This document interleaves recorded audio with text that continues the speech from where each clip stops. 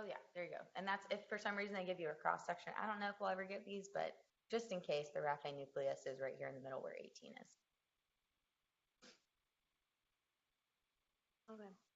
So there's a strong association between the HLA-B1502 allele and Stevens-Johnson syndrome in individuals of Asian descent who are treated with which of the following agents? Is it A, valproic acid, B, carbamazepine, C, lamotrigine, D, topiramate, or E, phenytoin?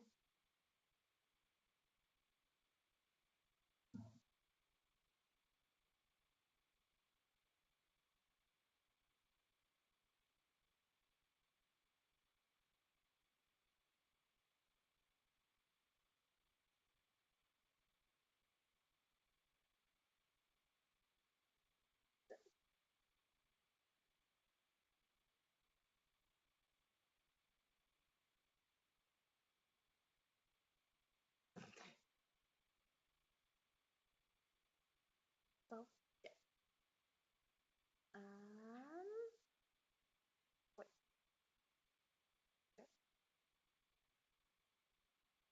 okay. So B, carbamazepine is the correct answer. Lamotrigine in this case was a distractor because everybody associates lamotrigine with Stevens-Johnson. But the reason that it's carbamazepine is due to, so this HLA B is part of a family of genes called the human leukocyte antigen complex. This complex helps the immune system distinguish between body's proteins and foreign invaders. Multiple case-controlled studies have shown that patients with Asian descent, specifically the Han Chinese, tend to be positive for this allele, and that puts them at greatest risk of developing Stevens-Johnson's or TEN, which is toxic. Thank you. Epidermal necrolysis when treated with carbamazepine. So the FDA actually has a warning on carbamazepine, like in the insert, saying that if you're thinking about giving this to an Asian patient, you need to screen them for this allele. And the kind of interesting part is that if you, so the slide kind of shows that if you're of European descent and you have the gene, that actually doesn't show it. So they do suspect that there's other things involved in this, but the allele has been like linked to this. So it's just important to keep that in mind, and it will be tested. Okay, so the mesolimbic dopamine pathway includes which of the following structures? Hypothalamus, prefrontal cortex, substantia nigra, ventral striatum, or the periaqueductal gray matter?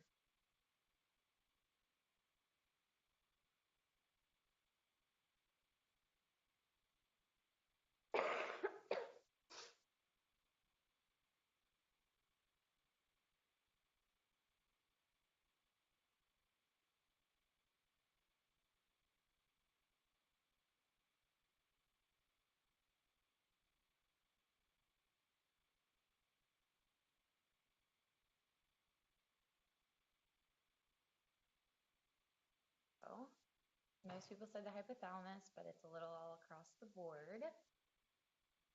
And the correct answer is ventral striatum. And so the reason why, if we remember back to the different dopamine pathways, we have 4 different ones. So we have our mesocortical, our mesolimbic, the nigrostriatal, and the tubule-infundibular. And this slide shows those different pathways. And the one that they were specifically asking about in the question was the mesolimbic. And so all of them can be found to have like dopamine, or most of them are. So the one for mesolimbic is it goes to the VTA, to the central or to the ventral striatum. So for the mesocortical, that's the ventral tegmental area, which is right here. And then the mesocortical goes to the cortex, so it goes to the prefrontal cortex. This is where you see like negative symptoms because of when dopamine is affected. And so the VTA to the ventral striatum is the mesolimbic, which goes to your limbic system. And that includes the nucleus accumbens and the olfactory tubercle. And that is responsible for positive symptoms when the dopamine system is affected. The nigrostriatal goes from substantia nigra to the dorsal striatum. not the ventral, and that includes the caudate, putamen, and internal capsule, and that's responsible for EPS, tardive dyskinesia symptoms. And then the tubulo-infundibular goes to the median eminence, which affects the pituitary gland, and why we've got the hyperprolactinemia that's associated with the dopamine. So here's just another chart, kind of just like talking about those same different pathways and the processes that are associated and the disorders that are associated with those pathways.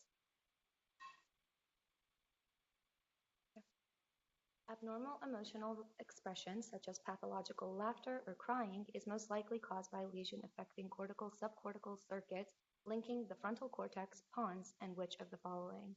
A. Cerebellum, B. Dentate gyrus, C. Raphe nucleus, D. Intralamino-thalamic nuclei, or E. Nucleus of trigeminal nerve.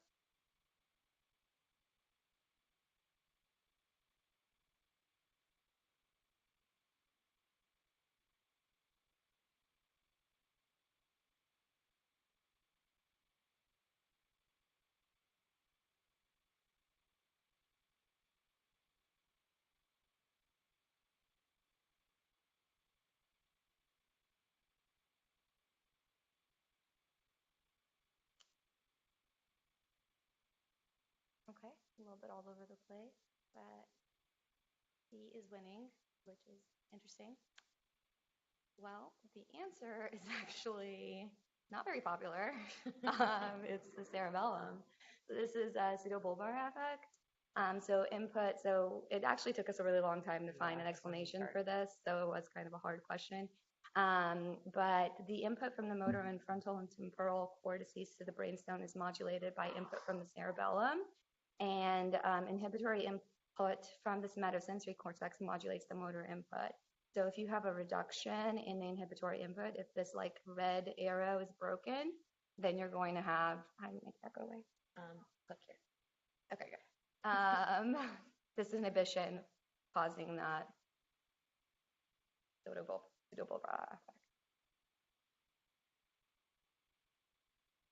All right, so the uncinate fascicles connect which of the following human brain areas? Thalamus and hypothalamus, amygdala and caudate nucleus, fusiform gyrus and optic radiation, hippocampus and parahippocampal gyrus, anterior temporal and ventral prefrontal regions.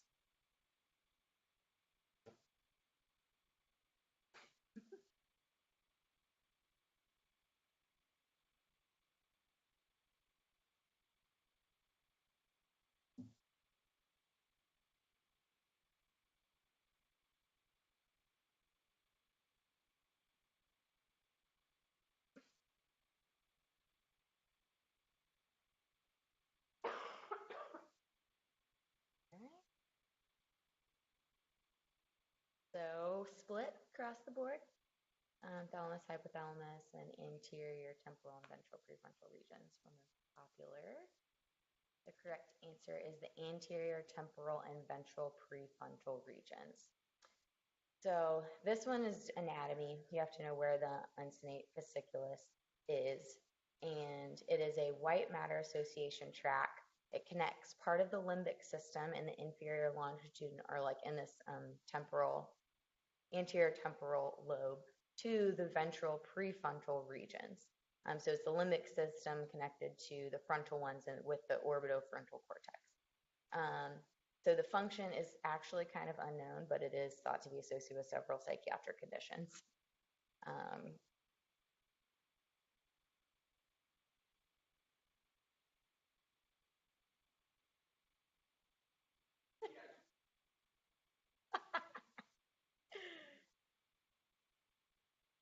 So here is, after looking through this, this one took me a lot of time to figure out like the different connections, because my anatomy, I was like, I do not remember any of this connection-wise. So went through each one and kind of looked at the thalamus and hypothalamus, what connects them, the mammothalamic tract, amygdala and caudate nucleus, and how they relate to each other. Fusiform gyrus and optic radiation, that one I had a little bit of a hard time finding. Because the optic radiation was like connecting between the two. The hippocampus and the parahippocampus gyrus are like surrounded by each other. And then I found these limbic connections that we might actually be tested on more specifically because we deal a lot with the limbic system, so it would make sense. So for the dentate gyrus connections come from the entorhinal cortex via the perforant pathway. So if you see any of these words, this is just a chart for you guys to kind of look over to see, I mean, just to be familiar with some of these terms. So if it's the perforant pathway, that's talking about your entorhinal cortex, your dentate gyrus, and then to the hippocampus is via mossy fibers. So there are a bunch of different connections within the limbic system. So this is just a table that kind of explains those different connections. And then this kind of brought me to another, I guess, fact that looking at the different connections in the limbic system for us to be familiar with is the Pepez circuit. This circuit deals with memory processing and consolidation. And so it's something we should be at least familiar with the term and what it means, because it does talk through the hippocampal and extrahippocampal circuits and how we lay down and process memories and consolidate memories. And so these are the different steps to the left of how things process through. So you start here in your entorhinal complex cortex, go up through your hippocampus to the mammillary nucleus, anterior thalamic nucleus, up through the cingulate gyrus, and back down to the entorhinal cortex. So this is something to at least that's worth mentioning so that we're aware of what it actually is. An MRI scan of the head reveals an infarct in the distribution of the left anterior cerebral artery. Which of the following is the patient most likely to exhibit? Weakness of the contralateral foot and leg, incoordination of the ipsilateral arm and leg, visual field deficits consisting of homonymous hymenopsia, ipsilateral third nerve palsy and contralateral hemiplegia, loss of pinprick sensation to the ipsilateral face and contralateral arm and leg.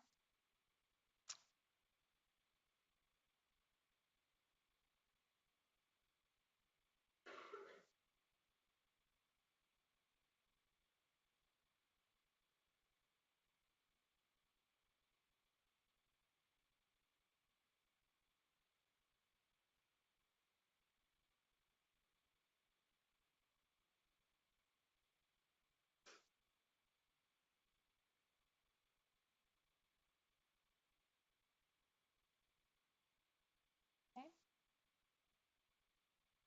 All right. A is the popular answer, which is correct. This is another anatomy question.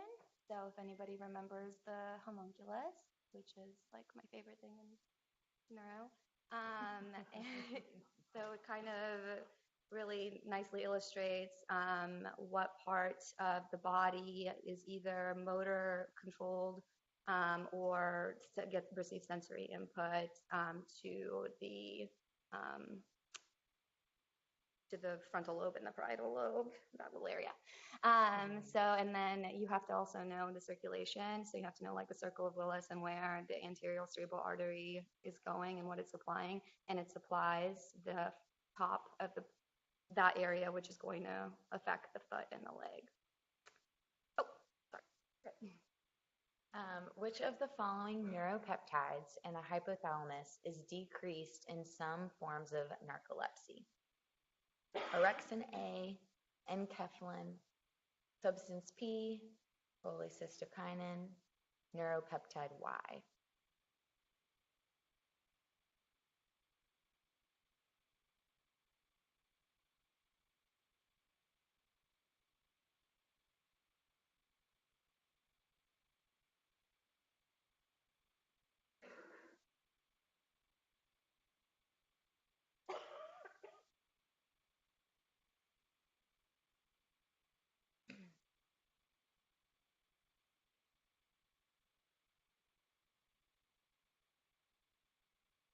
So most people answered A, which is correct. This is another one that we need to know. Orexin A is also known as hypocretin. It's made in the hypothalamus, and it's an excitatory neuropeptide to affect wakefulness. So when it's absent, it can cause things such as narcolepsy. Okay. Which of the following conditions would most likely be associated with the finding of upbeating nystagmus on primary gaze on a neurological exam? A, medullary lesion. B, pontine hemorrhage or infarct. C, occult lung or breast carcinoma. D, craniopharyngioma in the optic chiasm region. Or E, congenital anomaly of the anterior third ventricle.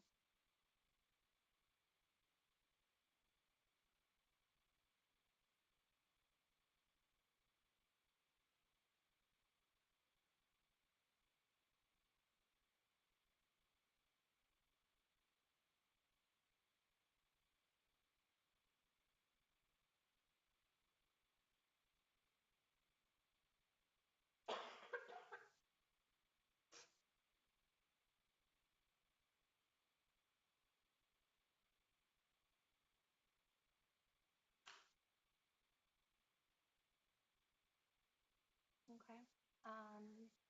So popular answer, unfortunately not the correct answer. The correct answer is A, the medullary region. And this is another one of those anatomy questions. And it kind of tests where, if you know where our cranial nerves originate. So I remember this from like step one studying, but if you remember, there's like 12 and they all go 4, 4, 4. So if you remember that the first 4 come out or above the medulla, and then the next ones are the pons, and then the last ones are the midbrain, you can kind of remember where, like when they test things like this, where it might be if they're asking for like an infarct. So in this case, this is the oculomotor nerve, and it comes out from it's 3, and it comes out of the medullary medulla. That's where it starts.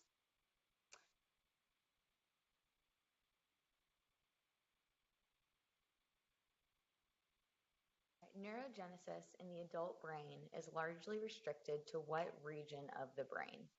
Olfactory bulb, dentate gyrus, third ventricle, prefrontal cortex, entorhinal cortex.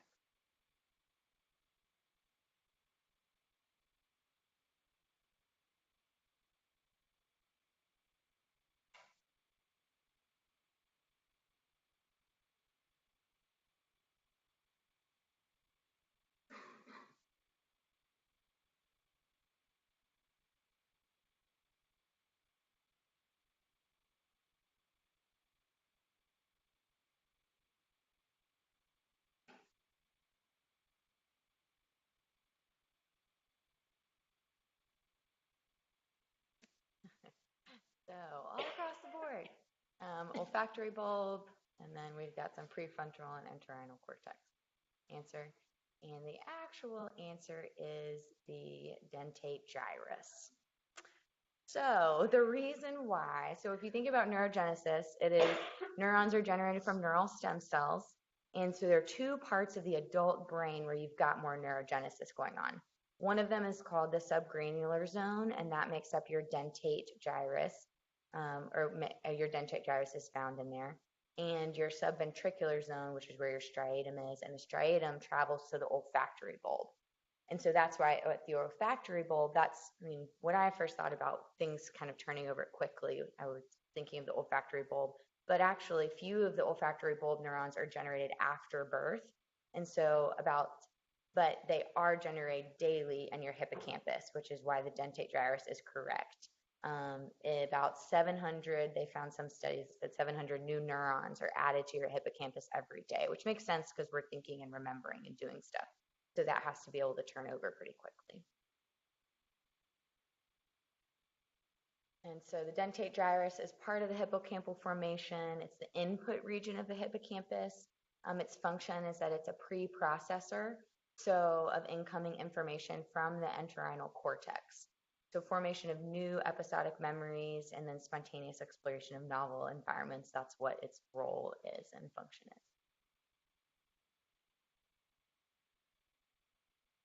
is. 65-year-old patient recently began to experience visual hallucinations of children playing. The hallucinations are fully formed, colorful, vivid, but without sound. The patient is not scared or disturbed by their presence, but rather amused. On examination, the patient has normal language and memory, normal cranial nerves, no weakness or involuntary movements, and no sensory deficits. Deep tendon reflexes are symmetric. The results of the CSF and routine laboratory tests, including the toxic drug screens, are normal. Which of the following is the most likely diagnosis? A, advanced Alzheimer's disease, B, late onset schizophrenia, C, advanced dementia with Lewy bodies, D, progressive supranuclear palsy, or E, posterior cerebral artery ischemia.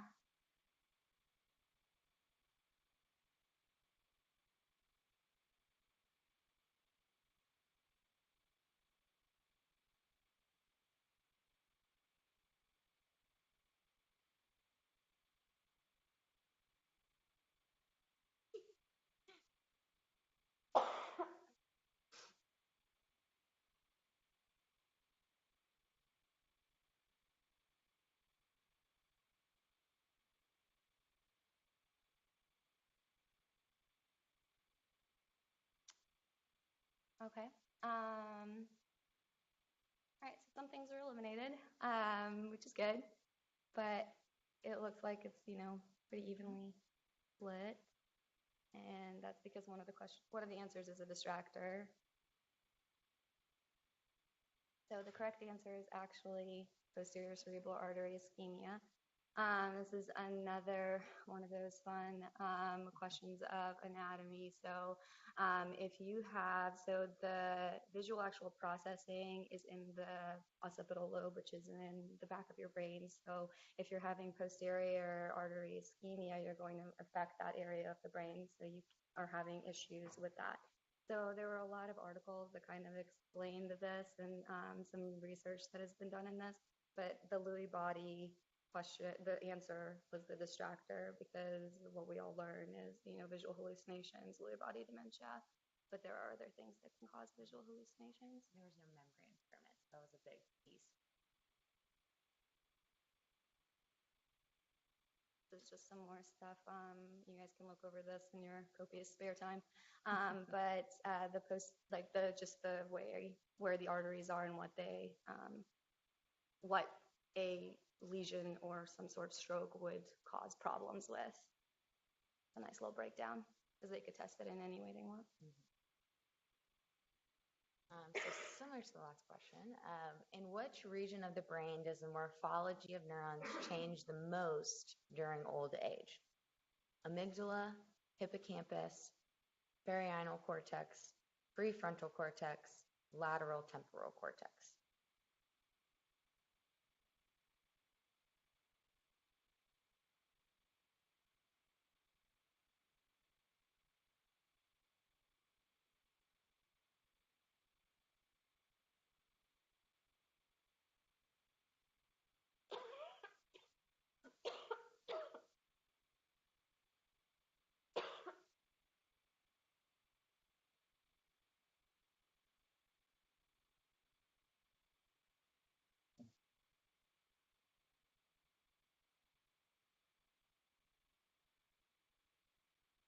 So we've got most for hippocampus, and then some for the prefrontal cortex. And the correct answer is the prefrontal cortex.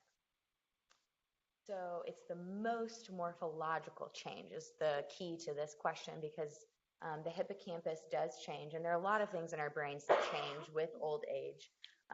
The temporal lobe, occipital cortex, cerebellovermis, cerebellar hemispheres, hippocampus, we all know that changes as well. But which one has the most morphological change was the question. Occipital cortex is least affected. The hippocampus is affected, and some people say it has the greatest noticeable effect, which is probably why a lot of us thought that was the right answer. But when you look at morphology, the most change happens in the prefrontal cortex.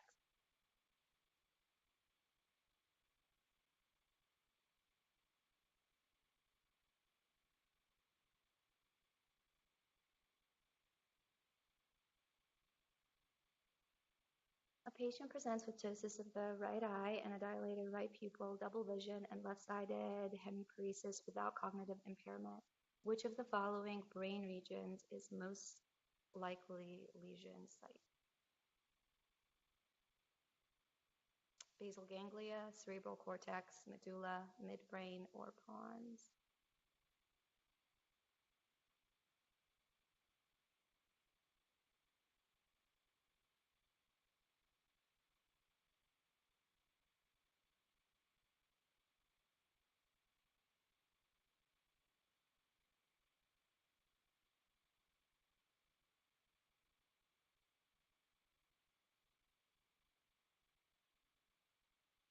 Okay.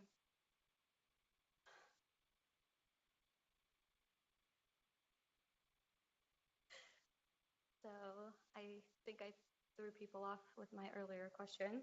But in this case, same question, but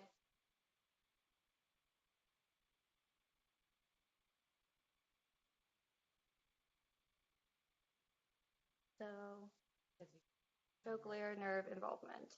That's a different nerve time. So you have to like remember where it's coming from.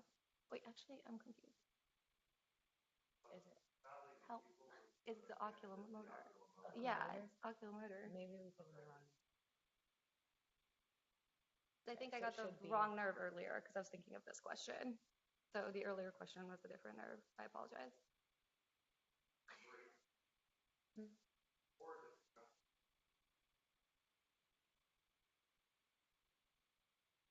wouldn't be the medulla. Right. It would be the midbrain. Midbrain. Yeah. Yes, the last Because time the it was. trochlear and the oculomotor nerve. So the last time it was a different nerve, and I can't remember which. I got them mixed up. So sorry, guys.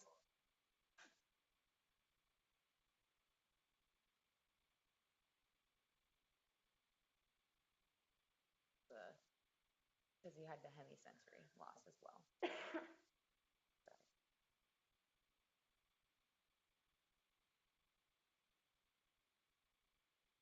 Okay.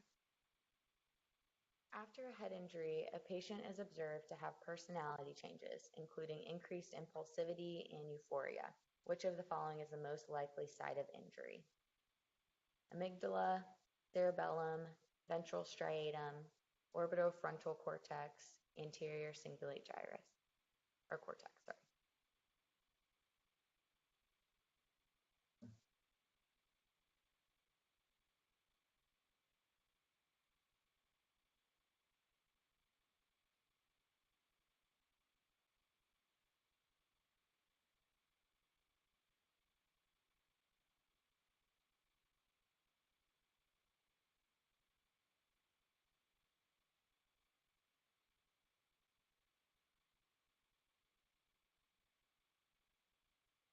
So most people said D, orbitofrontal cortex.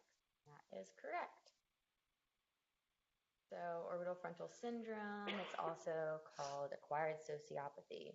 So characteristics of orbitofrontal subcortical circuit syndrome is the whole blunted affect, blunted emotional experience, emotional dysregulation, impaired judgment and decisiveness, lack of planning, all of those things we do with a lot of our frontal cortex. So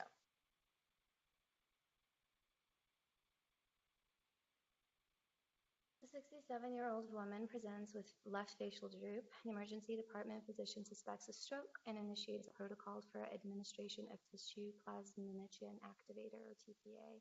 Which of the following findings on neurological exam would indicate that the facial droop is not due to a stroke and therefore should not be treated with TPA? A, acute onset. B, presence of a headache. C, weakness of the ipsilateral arm. D, involvement of the upper and lower face. Or E, sensations in the same distribution. Loss of sensation in the same distribution.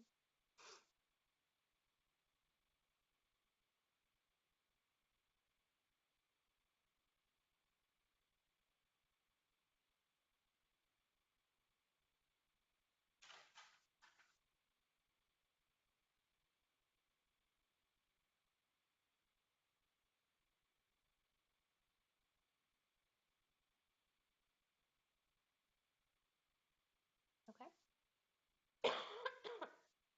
Involvement of the upper and lower face is the favorite. And that is correct. So this is Bell's palsy and not a stroke. So it's just important to know that only the lower part of the face is going to be affected if it was a stroke because of upper and motor neuron. So Bell's palsy is affected after um, the nucleus to the facial nerve. A 17-year-old is evaluated for binge eating associated with a 60-pound weight gain over the past 4 months. CT scan of the head reveals what appears to be a craniopharyngioma, craniopharyngioma most likely disrupting activity of which of the following? Pituitary gland, mammillary body, pulvinar nucleus, lateral hypothalamus, ventromedial hypothalamus. I think A is B and B is C. Yeah, sorry. Oh, I don't know how that got messed up. You guys can figure it out. A, B, C, D.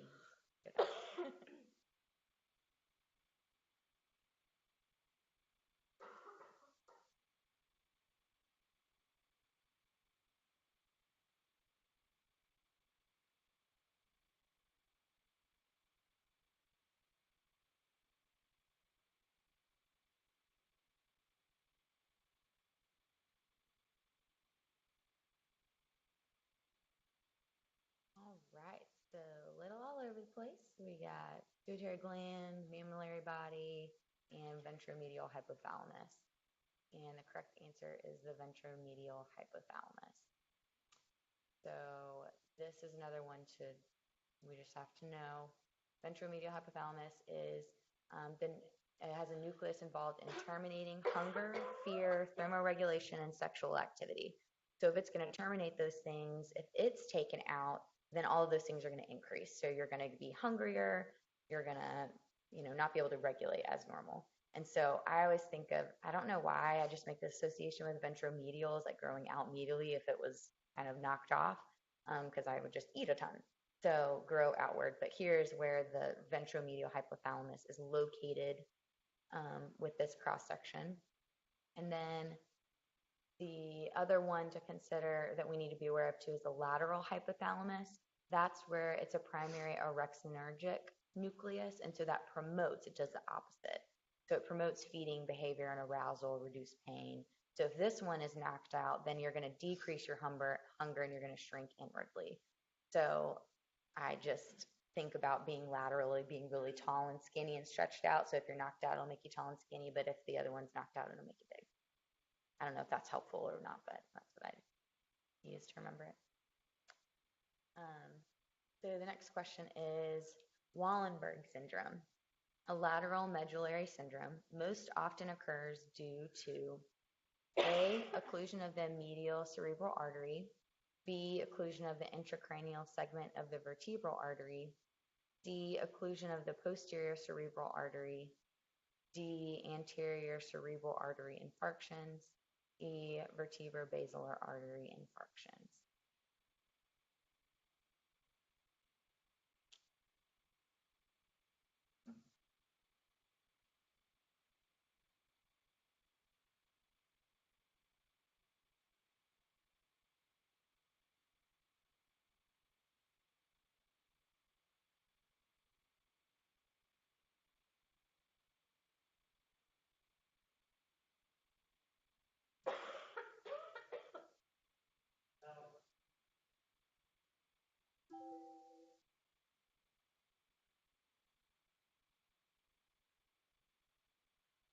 Most people said vertebro-basilar artery infarction. And the correct answer is actually B, occlusion of the intracranial segment of the vertebral artery. So with your lateral medullary syndrome, we all probably remember this vaguely from med school, the Wallenberg syndrome. There are two main arteries that can be affected. So one is your intracranial segment of the vertebral artery, which is more common. And then the less common one is the posterior inferior cerebellar artery. And so really you're knocking out this part of your medullary or from your medulla. So you create this ipsilateral Horner syndrome with loss of pain, temperature, sensation in the face, weakness of the palate, pharynx, vocal cords, and cerebellar ataxia, contralateral hemibody loss of pain and temperature, because those tracts run through this area. Let me see if I have a better, yeah, so here's another one. So this is the areas of damage. And so if your infarct is here, and that's right here is where that intracranial segment of the vertebral artery runs. And so the spinothalamic tract's affected and the trigeminothalamic tract, and these are all of the reasons why you get the syndrome. Sorry. Oh yeah. So sorry. I thought I added another slide on the actual arteries, but I forgot to add that. But here is a explanation of all of the different arteries that could be affected in their syndromes. And so these are ones that we also need to be familiar with. So for your MCA, most common site of cerebral occlusion, you get that contralateral hemiplegia, sensory loss, and contralateral hominis hemianopia, which we talked about as well. Posterior cerebellar artery, acute vision loss, confusion, paresthesias, limb weakness.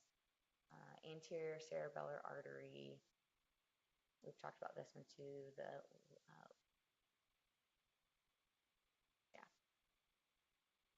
artery and stuff. Yes, so these are all ones just to be aware of.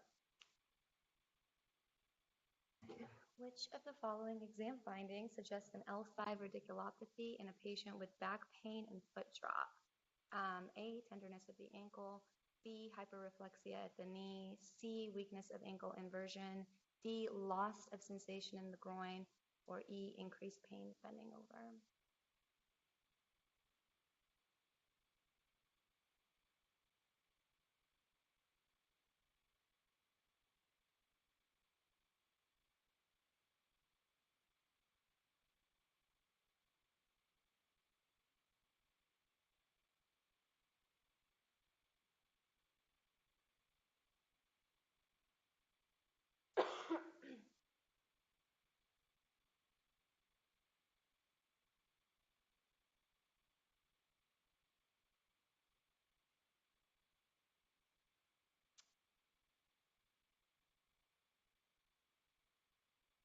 B and C are popular.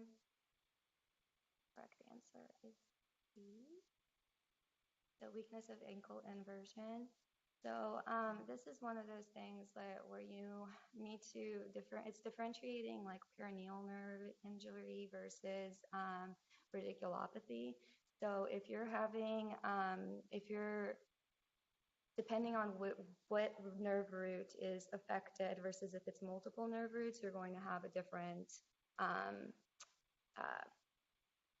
presentation. So in this case, they're asking about like L5 radiculopathy specifically. And if you have a L5 radiculopathy, you're going to have weakness of ankle inversion. Whereas if you were to have like, where is that? Peroneal nerve, then you're going to have the exversion of the foot. So, and the peroneal nerve is L5 and S1. Upper. Lower.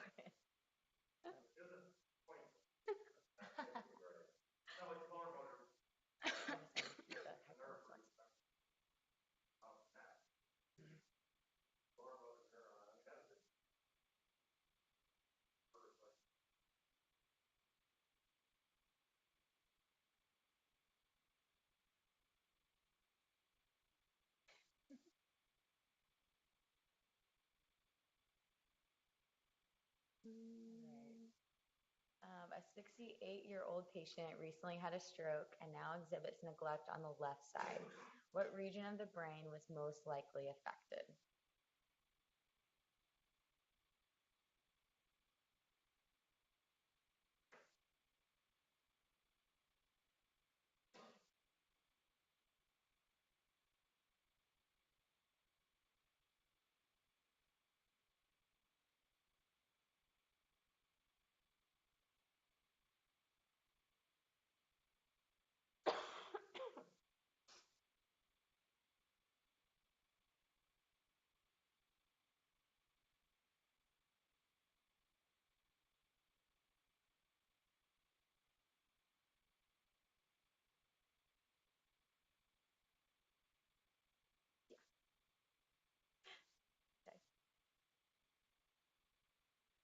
So D, right parietal lobe, is correct.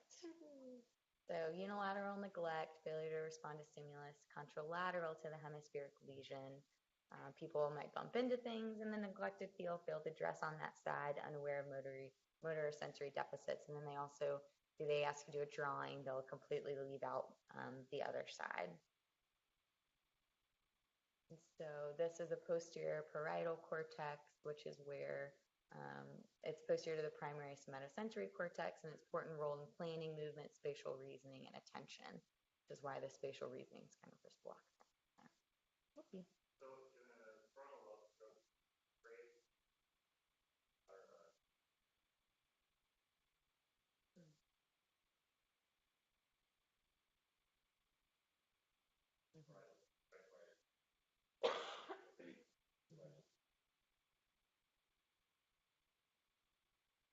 Here's another chart just for you guys to review as well, looking at the different types of aphasias that we'll need to know and where the lesions are. So Broca's, Wernicke's, global, and conduction, and where the lesions would be. So if it's in your Broca's area, you're going to have expressive aphasia.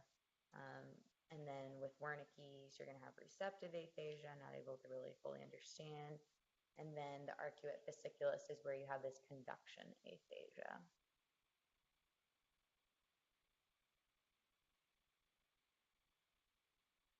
A 15-year-old child loses consciousness after being hit by a baseball. After a short interval of loss of consciousness, the child wakes up, but after arriving home complains of headache, vomits, and looks increasingly lethargic. Upon arrival to the ED, the child is difficult to arouse, and a non-contrast CT scan is shown. Which of the following is the diagnosis? A, subdural hemorrhage, B, subdural hematoma, C, epidural hemorrhage, or D, parenchymal hematoma?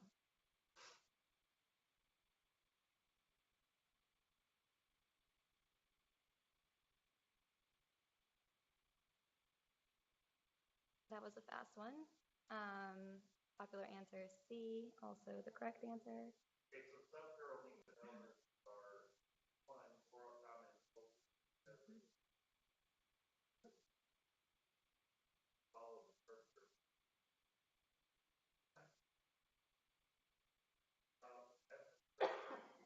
Are more commonly associated with skull fractures. Lynn state the dura pulled away from the surface.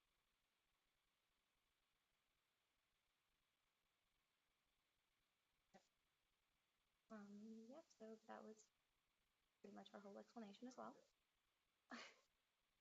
And then we have more, so like the mechanism of injury, like Dr. Shane Bachler said, moving head rapidly. Subarachnoid is between the meninges. Trauma is the common cause of that as well. And then the intracerebral is a stroke. So it's inside the brain. It can be anywhere. But these are the symptoms, and it's usually a little bit less acute. Okay. A lesion in which of the following areas of the visual tracts labeled below would result in a bitemporal visual field defect? And then A, B, C, D, or E. Oh, sorry, guys.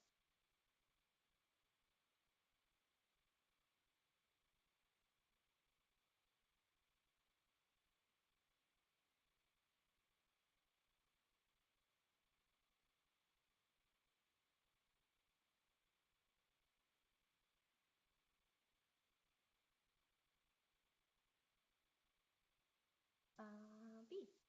Awesome. B is correct. This is another chart that kind of illustrates this, and it can show everywhere where if you had a lesion, what the result would be. So if you just like took out the nerve altogether, you would just be blind in an eye. 2, which is where B is going to be the bipolar Henry apnea due to midline chiasmal lesion. And then there are others.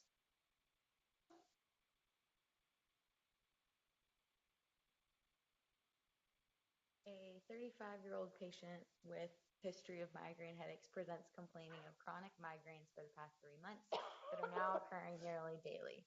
Previously, she had infrequent migraines which responded to sumatriptan. She has been taking sumatriptan on a daily basis with little benefit. Twice weekly, the patient also takes ibuprofen with little additional relief. She has a history of MDD, but feels her mood has been okay despite the stress about the headaches. Physical exam is normal. Which of the following would be the preferred initial approach for the patient's headache?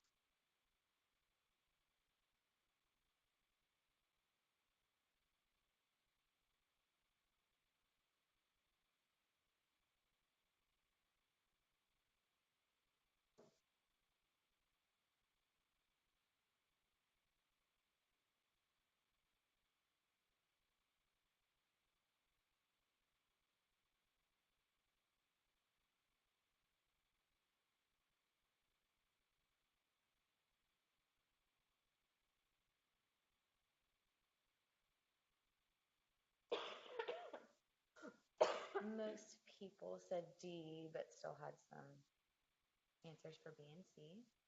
The correct answer is D. So discontinue sumatriptan. She's developing a rebound headache from the continuous sumatriptan usage. There, one that could, Mhm. right? Tough part, actually, you probably wanted to stop those types, Yeah. but it's, remember, typically, like as they say, you say that it's 4 or more days. That's also Tylenol, veteran, or for anything. So any board of therapy,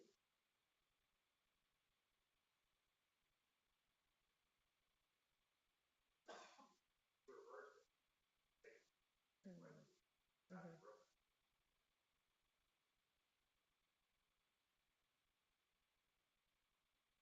And so this is just another chart looking at the different types of headaches, just to kind of remind you guys of which ones are out there.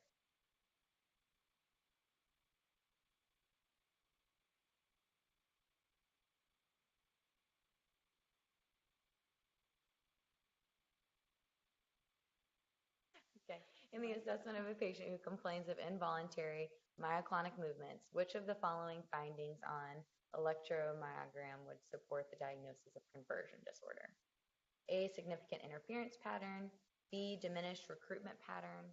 C, rising pre-movement potentials. D, electrical activity with muscle at rest. E, irregular lines with muscle contraction.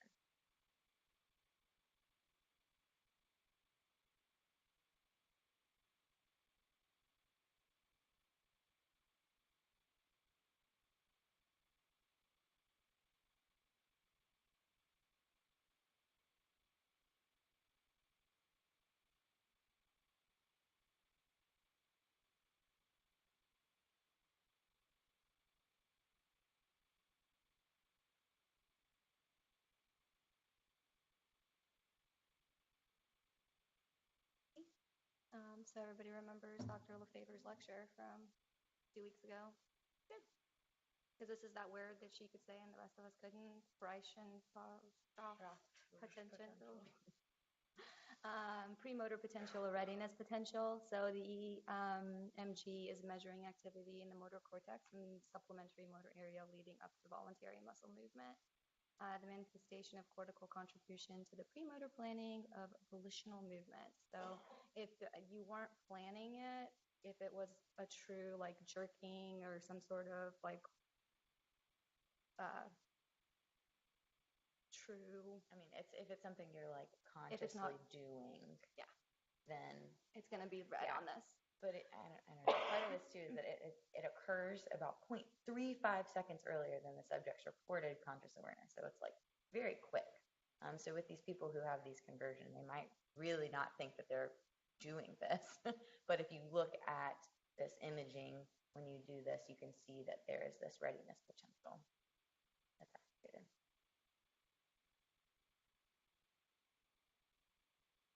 Which of the following is a characteristic change on polysomnogram associated with major depression? Short REM latency, decreased REM sleep, decreased REM density, increased slow wave sleep, increased overall sleep time.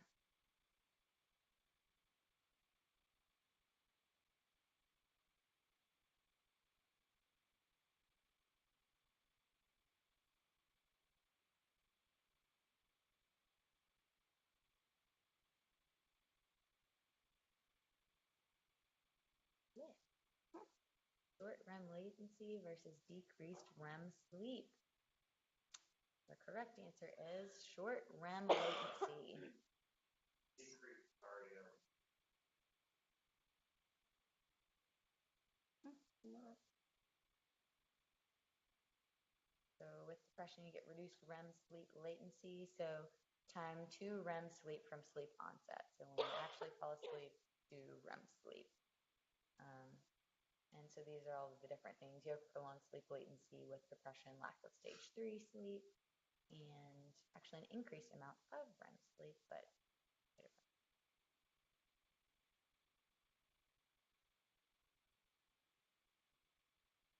Which of the following neuroimaging electrophysiological tests is particularly helpful in differentiating neurocognitive disorder due to Alzheimer's disease from frontotemporal neurocognitive disorder?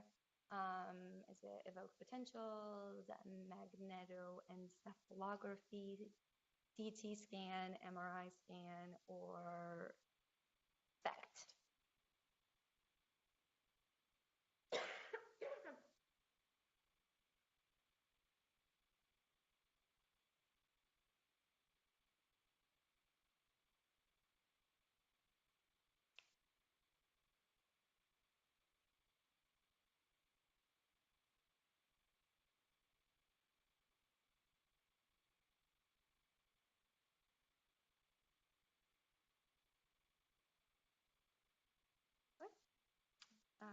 SPECT is winning. Correct. So the reason that this is the correct answer, I mean, we don't ever really do it, but the reason it's the correct answer is it actually shows the blood flow to the brain, whereas the other ones don't. They use Azra.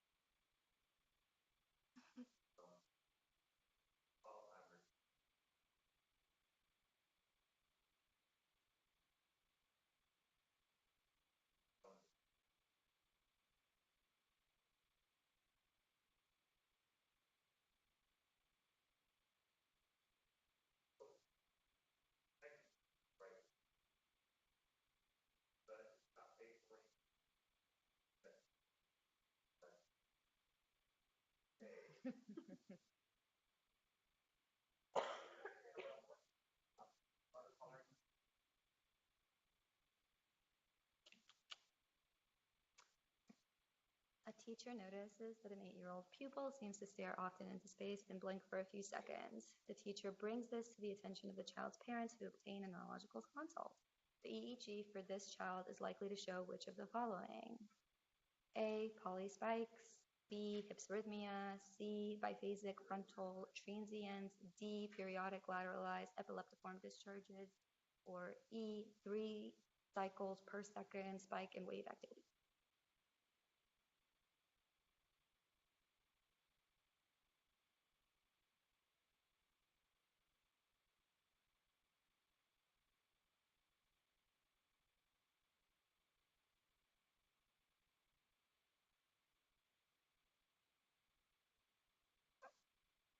Very good.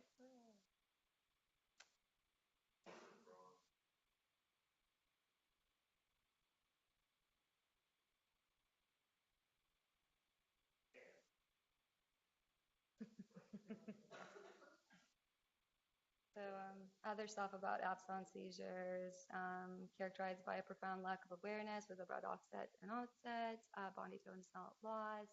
They might have automatisms.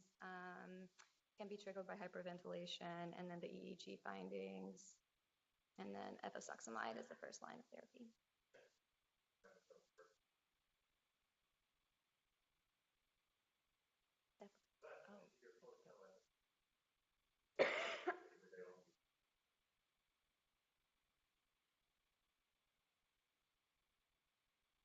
All right, so our last question, this was on our PRITE exam 2 years ago.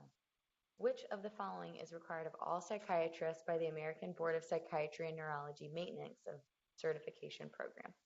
Research literacy, medical knowledge, clinical experience of 10 years, membership in a professional society, or absence of malpractice lawsuits for 5 years.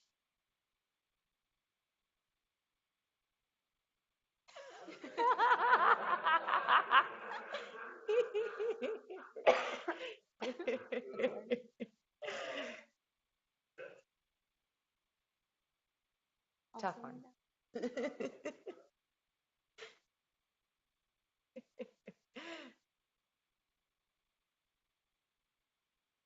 Really on there. Really on there. Medical knowledge. Yay. Correct. We should know medicine. That is part of our Being a requirement of being a doctor. doctor. The end. Thanks, guys. Thank you. Dr. Shanebuckler, is there anything else, like when you're looking at neurology, like, I don't know, things we should review or anything before the PRIDE or?